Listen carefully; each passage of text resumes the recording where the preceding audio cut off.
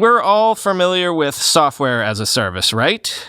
In a way, SaaS has taken over the world, not just for software and all sorts of enterprise and consumer settings, but even increasingly in all consumer settings, as consumers have gotten used to, paying for digital things. I mean, you can think of Netflix as software as a service in a way. Well, are you ready for hardware as a service? Let me give you an example. Neura is a company that makes high-end earphones. The Neuraphone, for example, is what the company calls the world's smartest headphones.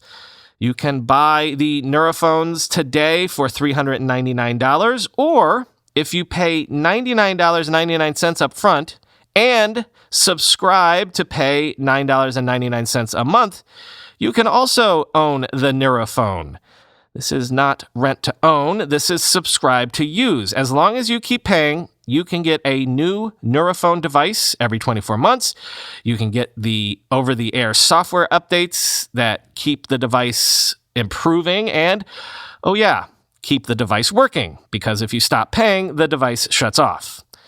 Remember when there was that whole brouhaha about Sonos end-of-lifing support for their earliest speaker systems? Yeah. Get ready to hear a lot more about hardware as a service, quoting TechCrunch. In a recent email exchange, Duncan Turner, general partner at the HaaS Accelerator, which backed Neura, described HaaS, hardware as a service, as, quote, a great way to keep in contact with your customers and upsell them on new features. Most importantly, for startups, recurring revenue is critical for scaling a business with venture capital and will help appeal to a broad set of investors.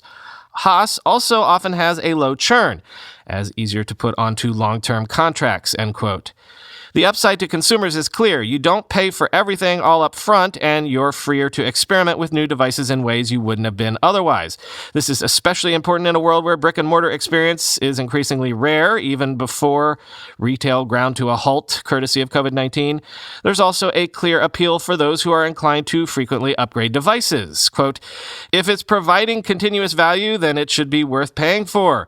Y Combinator partner Eric Mijakovsky tells TechCrunch, if not, stop using it and move on. It also is more sustainable. Hardware these days requires a lot of software to work, and the development and maintenance of that software costs money. Companies that have a continuous source of revenue will be able to continue to improve their product offerings through software updates, end quote. In a 2018 study, analyst Parks Associates noted a potential hurdle, however. Quote, while a consumer reluctance to pay subscription fees is well documented, HaaS models may get more traction where more value can be offered at less financial risk to the consumer. The challenge is to create a service bundle with clear value that consumers find attractive. Consumers will pay for services that they perceive as valuable and complete tasks that they cannot or prefer not to do themselves, end quote. As another VC is quoted saying in the piece, and I've seen myself over the last few months, startups don't have to be talked into HaaS, into this new sort of business model, providing consumers can be talked into buying in as well.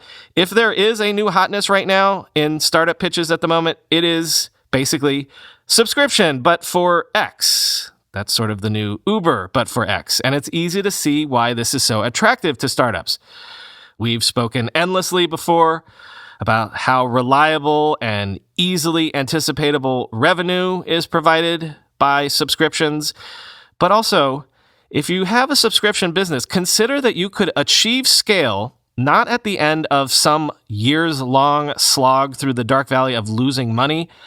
Imagine you could achieve scale and essentially bootstrap your way to it off your own cash flows from basically day one.